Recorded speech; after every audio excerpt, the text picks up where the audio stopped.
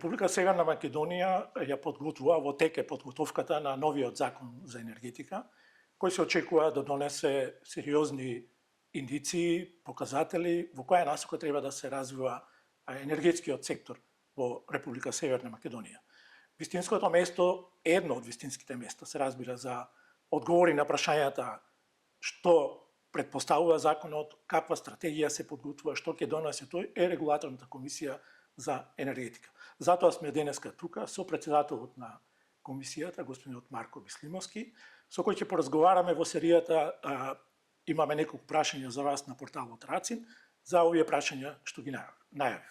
Господин Бислимовски, пред месец дена, ми се чини, беше последната средба со делегација на енергетската заедница, Европската енергетска заедница, на која беше посочено дека Македонија треба да продолжи поинтензивно со реформите во енергетскиот сектор. Кој беше фокусот? Што беше она што го препорача од енергетската заедница? Ние едно време бевме лидери во регионот, бевме прогласени во реформите во енергетскиот сектор. Значи, во овој момент ниту една земја во регионот, членка на енергетската заедница, ги нема во своето законодавство имплементирани обврските кои што произлегуваат од така наречениот четврти пакет.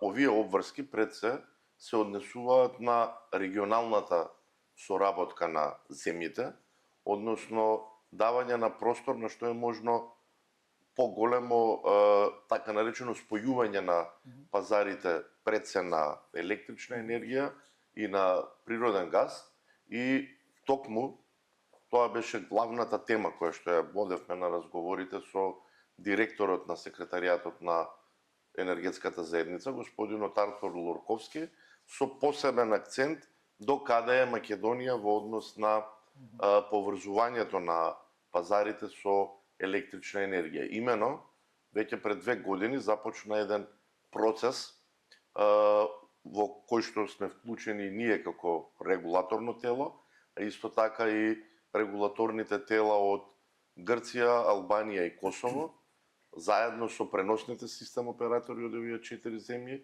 и од и од пазарните оператори, работиме на поврзување на пазарот на електрична енергија помеѓу овие 4 земји, и целиот овој проект беше на некој начин поддржуван од страна на националниот регулатор на Соединетите Американски држави, и исто така со помош на Агенцијата за енергетика на Соединетите Американски држави со огромна финансиска помош од USAID. За жал, со последните случувања, овој проект, како проект кој што го водеа овие институции од Соединетите Американски држави, е запран, но имавме интензивна комуникација сите институции вклучени и заедно сме договорени со помош на секретаријатот на енергетската заедница, овој проект ќе продолжи. Овој проект е битен поради тоа што во Македонија има голем број на инвестиции во обновливи извори на енергија, и факт е дека нашите потреби од електрична енергија веќе си ги задоволуваме во најголем дел. Имаме увоз, но тој е се повеќе и повеќе се намалува, така да на Македонија е потребно, за да може да се пласираат вишоци на електрична енергија кога ќе има, да се отвараат нови пазари, а токму овоа пазарно поврзување помеѓу овие 4 земји, тоа ќе го овозможи. Иста е таква ситуацијата и во Грција. Грција 2 години поред од една земја која што увезуваше електрична енергија, во последниве 2 години на крајот на годината, кога се прави пресек, е земја која што извезува електрична енергија. И затоа велам дека токму бевме и од страна на господинот Лорковски, во најголем дел се фокусиравме на овоа пазарно поврзување, што исто така ќе биде дел и од новиот закон за енергетика, кој што е во завршна фаза на усвојување. Така, тоа сакав да ве прашам, дали овие препораки ќе бидат вклучени во новиот? И четвртиот енергетски пакет се однесува на регионална соработка.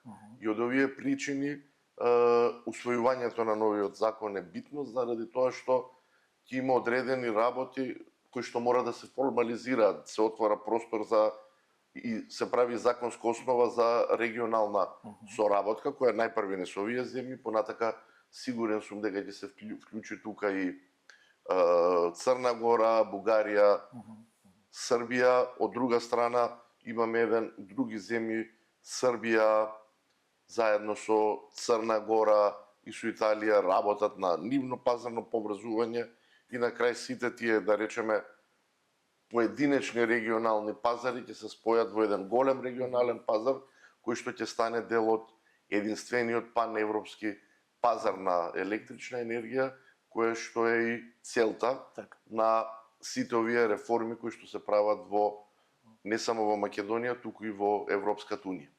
Значи тоа е сосема јасно дека поврзувањето е апсолутно потребно заради овој единствен енергетски европски пазар. И рековте дека во законот веќе се е вклучен тој дел, но што можете да кажете повеќе за некои други аспекти кои се важни, а кои се опфатени во законот што е во подготовка, односно за кои велите дека е веќе во завршна фаза? Во законот се многу се во тој нацрт текст каде што го гледаме, се работи на овозможување на поставување на батериски системи за складирање на електрична енергија. Има еден дел кој што е одлично разработен и кој што го овозможува токму тоа да имаме еден тренд и еден процес на забрзано поставување на батериски системи. Ова е многу битно поради тоа што во Македонија се изградија многу фотоволтаици, нека за последниве 3 години околу 1000 мегавати, вклучувајќи неколку ветерни електрани, биогасни електрани и мали хидроелектрани. И да, тоа е добро за портфолиото на земјата од една страна, но фотоволтаичните електрани и ветерните електрани се извори на електрична енергија кои што не секогаш се така предвидливи. А за да се води еден систем, треба на секои 15 минути побарувачката од една страна и производството и набавката на електрична енергија од увоз да се подеднакви за да се држи системот стабилен.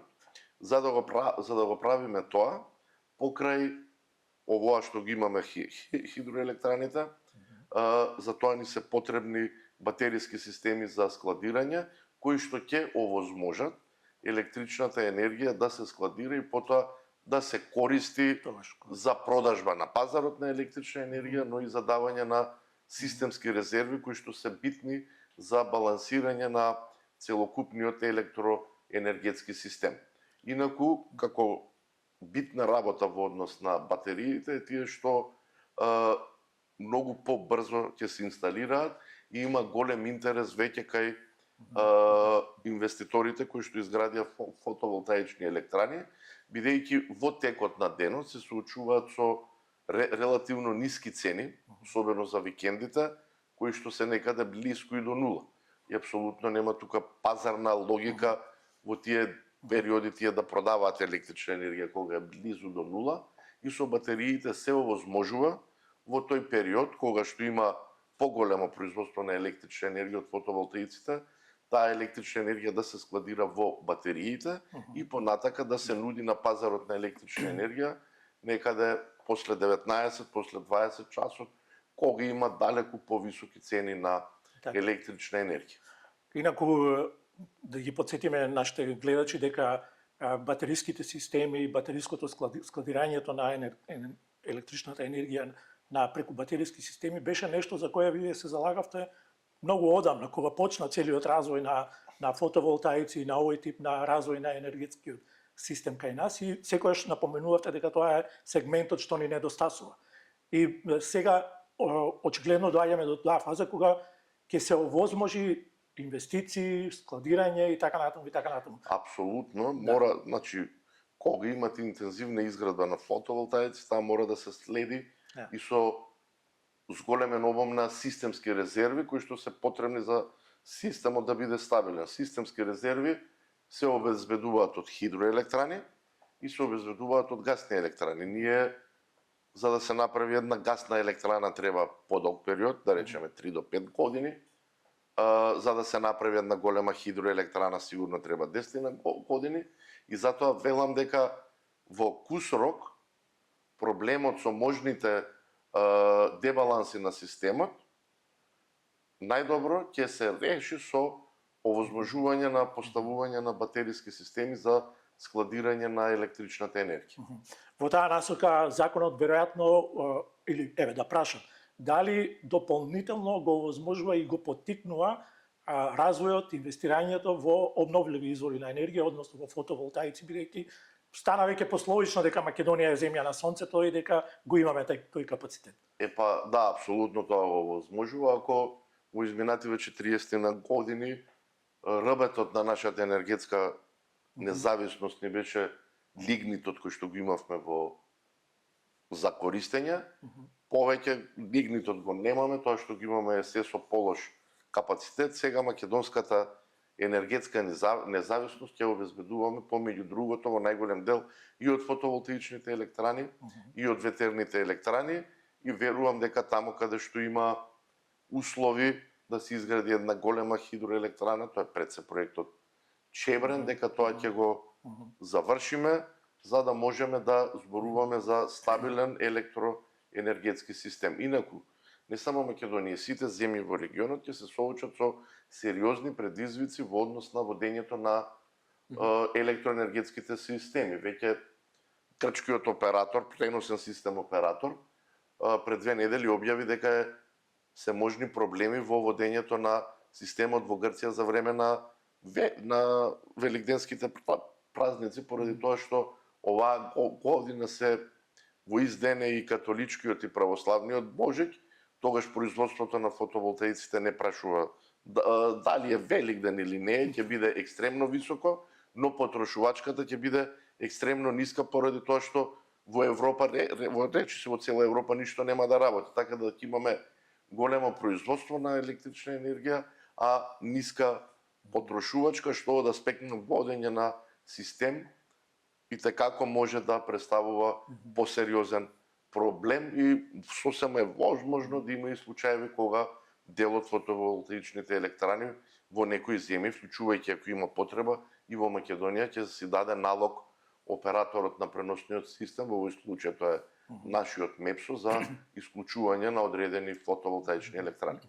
Има ли уште нешто што би сакале да го посочите како важно да ја комплетираме сликата за големата слика за енергетската кој се однесува на енергетската независност на нашата земја? Што е тоа уште на што уште би ставиле акцент вие?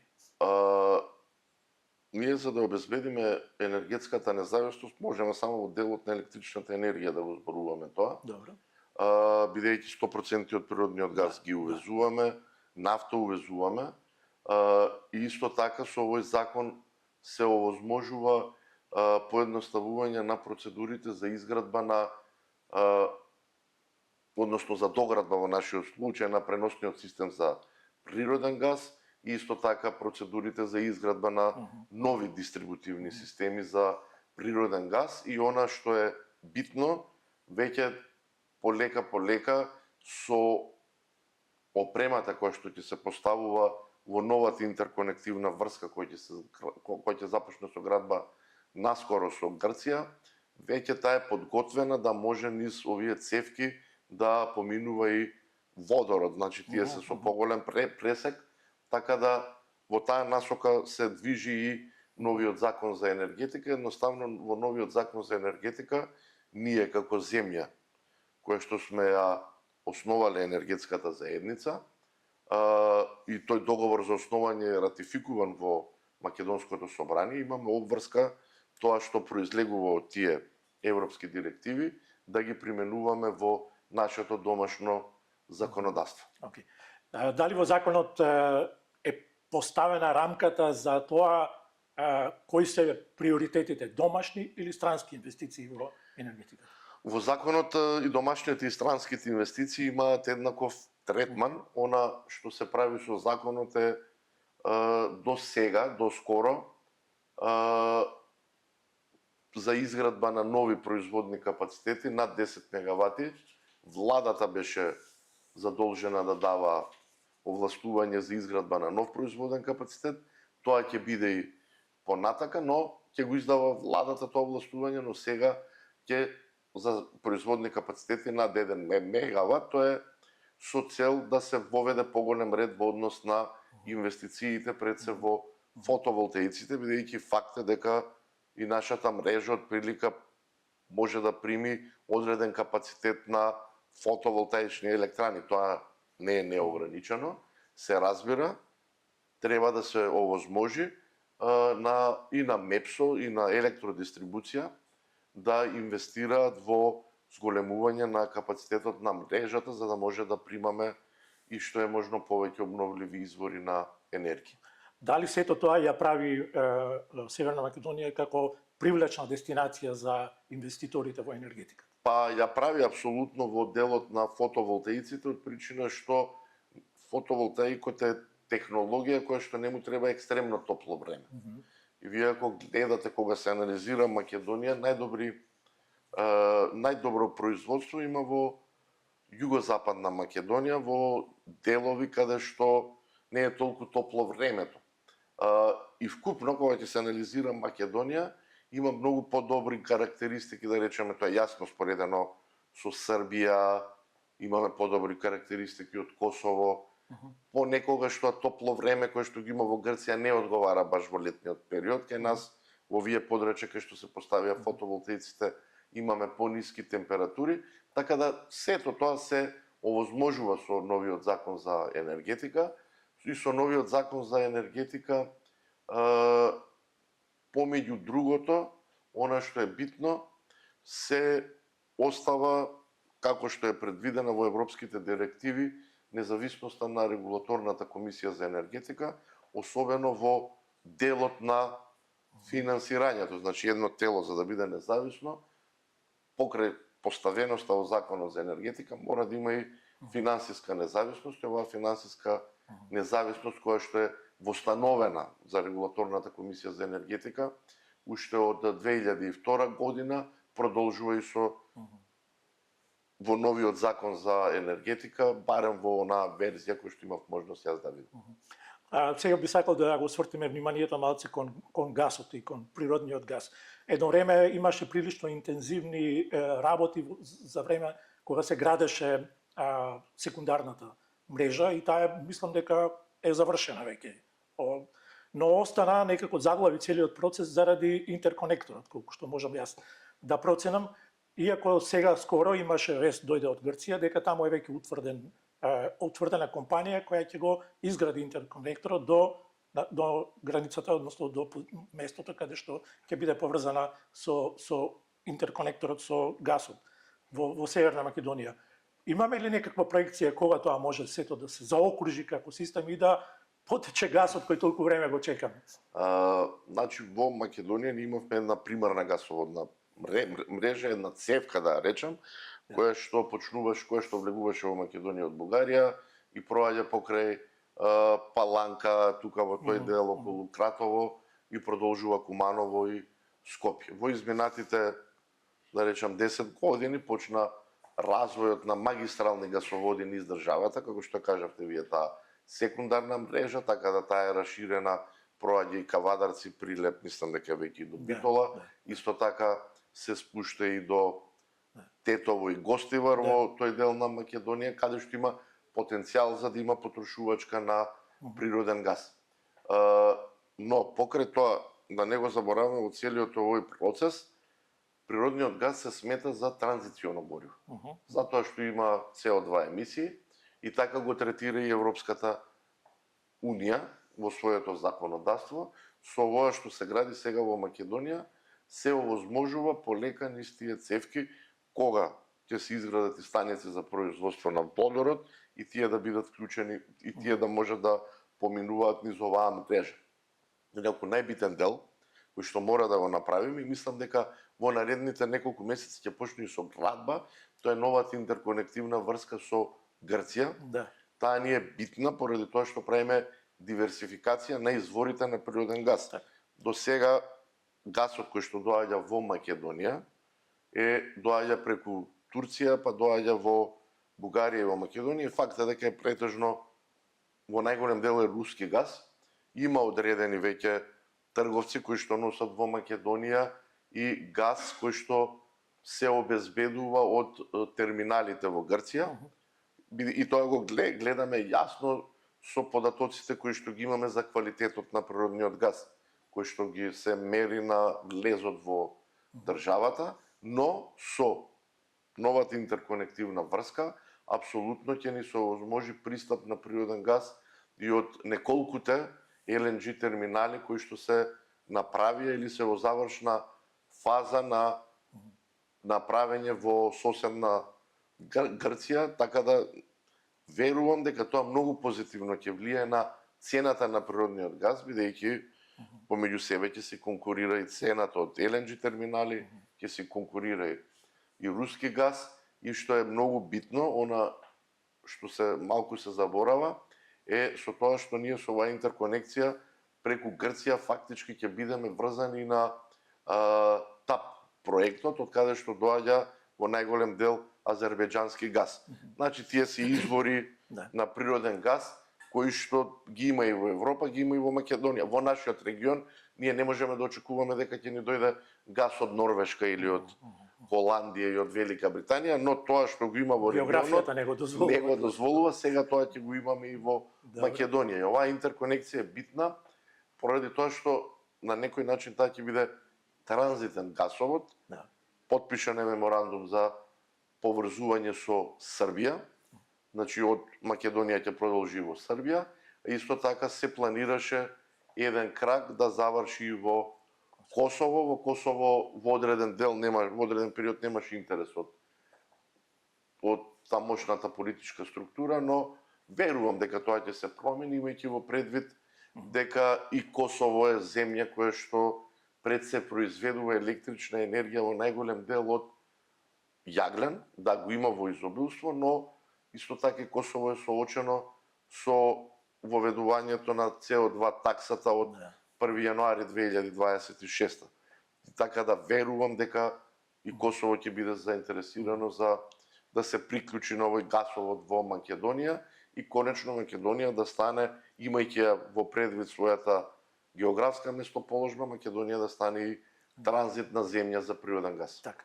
Дали тоа ќе помогне? Едно време имаше прилично контроверзија околу когенеративните централи кои произведуваат електрична енергија, но во исто време можат да произведуваат и топлинска енергија. Дали тоа ќе го поттикне изградбата? Апсолутно. Ние во овој момент во Скопје имаме една голема когенеративна постројка, таа е Тето. Потоа имаме една во рамките на Шелезара има една помала, таа беше Когел, сега е собственик ЕСМ, државната компанија.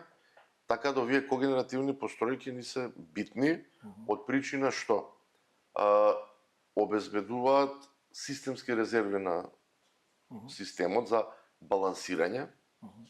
Ние ако гледате на долг рок, јагленот мора да го заменуваме со природен газ. И во Битола тоа што е јаглен, да, докај што имаме, докај што можеме да го искористиме, но треба да размислуваме и тие термоелектрани да ги замениме со когенеративни постројки.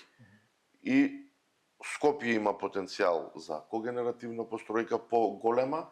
Јас верувам и Битола дека мора да има да се изгради во Битола поголема когенеративна постројка за да ги замени трите блока, за да почне да се заменуваат блок по блок битолските термоелектрани. И секогаш остава можноста да се види дали може и помали когенеративни постројки да се поставуваат во градови во државата, каде што има интерес и можност да се развие дистрибутивна мрежа за топлинска енергија, која што е факт дека во моментов е најевтин начин на загревање на граѓаните. Ви благодарам за оваа голема слика за енергетската иднина на Македонија, стратегијата која што се поставува, но на крајот сакам да ви поставам едно прашање, еве да им посветиме малце внимание конкретно на граѓаните. Нивните, да речам, лични придобивките што можат тие да ги остварат како домакинства, доколку прифатат некои од можностите кои им ги нуди ова реформа во во енергетскиот сектор. Мислев дали тоа се фотоволтаиците, еве да го избегнеме одговорот кој се однесува на стандардните повици за штедење на електричната енергија, но што е тоа што би им го препорачали и како да го направат тоа, за да можат да си ги олеснат сметките и малце подобро да живеат во таа смисла. Граѓаните во Македонија штедат, особено по имплементирањето на блоковското тарифирање. Но она што е јасно и што очекувам ја да се случи во Македонија исто така посериозен бум е поставување на фотоволтаични панели кај самите домаќинства. Тоа има сериозен потенцијал. Кај нас во Македонија е максимално дозволено сега 6 киловата. Мислам дека би било добро да се зголеми таа граница кој што има фотоволтаик да поставува. Го има ли тоа во законот? Го има, тој со постоечката регулатива може, тоа се носи со правилник за обновливи извори кој што го усвојува владата. Значи домаќинствата кај нас најголемите трошоци на домаќинствата пред се им се заради загревањето на домаќинствата и исто така бољерите. Тоа е во најголем дел потрошувачката. Она што е јасно е поставување за да се намали потрошувачката на кај бољерите може со сончеви колектори, но сега се прават и системи со фотоволтаици кои што дел од своето производство се користи за топла вода. Така да Македонија во делот на домаќинствата има сериозен потенцијал. Еве ако се задржиме до овие бројки, да речеме 100.000 домаќинства во Македонија да стават по 6 киловати фотоволтаици, тоа е 600 мегавати. За да биде разбирливо за што збориме, тоа е од аспект на инсталиран капацитет како трите блока во Битола. Во Македонија има околу 600-700.000 домаќинства, така да имаме и таму сериозен потенцијал и на тој начин ќе се ги намалат трошоците за електрична енергија. Ви благодарам многу, еве и со ова последното укажување до граѓаните, верувам дека ќе ја прифатат оваа сугестија и дека ќе можеме да видиме во иднина поголем број на куќи со фотоволтаици. Благодарам за разговорот. Ви благодарам уште еднаш за поканата.